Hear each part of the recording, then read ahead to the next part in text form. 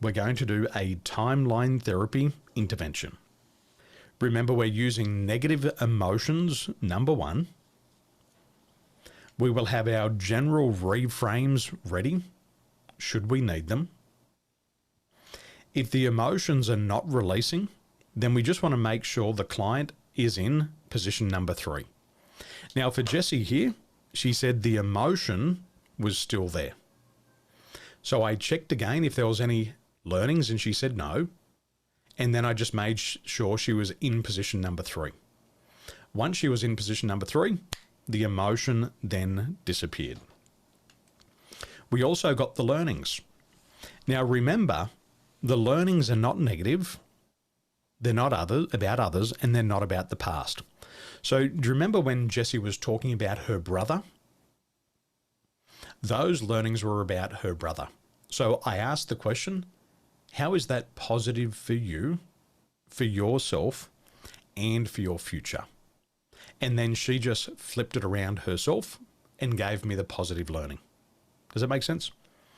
I pushed Jessie to give me 5 learnings in total. She gave me 4 and I pushed her for 1 more. And once she got to 5, she said there was no more. Now, I'm not going to push. I'm not the police. I'm not going to force them to give me 7. I was happy at 5 and I felt at that stage that was enough for Jessie. Does that make sense? So remember, the learnings should always be positive for the self and for the future. When you go into your breakout room, the order and sequence will be anger and then sadness. This will be in the first session. After you do anger and then sadness, we will then come back and we will do a debrief and we'll do a Q&A and we'll make sure you're heading in the right direction. Be ready for any ab reactions and associations. Hopefully in this group today, there'll be no ab reactions or associations. However, you must always be on the lookout. So in the breakout room, this is going to be the instructions. So please, everybody, take a screenshot. Coach, your job is to help the client eliminate anger and then sadness. So when you do anger, you will start by eliciting the timeline.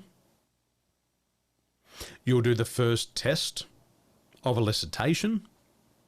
You'll then discover the root cause of anger, and then you will use negative emotions number 1 to release the anger. When you remove sadness, all you have to do is then go back to discovering the root cause of sadness, and then move on to negative emotions number 1. Have your general reframes ready on page 16. Have the 3 things to check at position number 3 on page 15 if you need them. So coach, that's your job. Coachee, all I want you to do is to enjoy the process and to follow the instructions.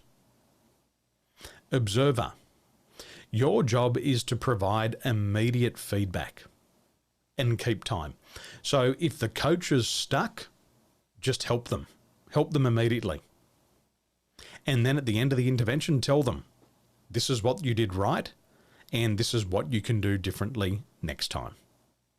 So there's going to be groups of 3.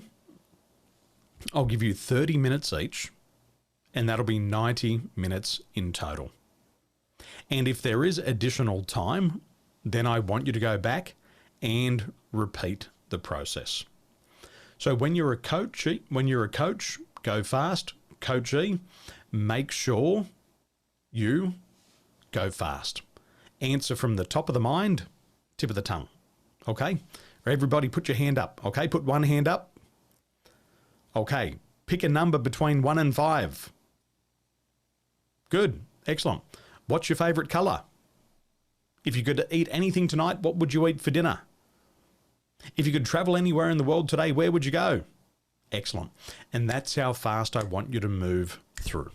So have your instructions ready to go. Support one another when you go through, observer, your job is to support the coach, and away we go. Remember, Jesse, when you go into the breakout room, you will be the first client. You'll do anger again, and then sadness. Okay, so make sure whatever room Jesse is in, Jesse's the client to begin with. Okay, breakout rooms are now open. I will move through the rooms and I'll provide feedback as you go. Enjoy. Enjoy getting rid of that anger. Enjoy getting rid of the sadness. Have fun, and I'll see you soon.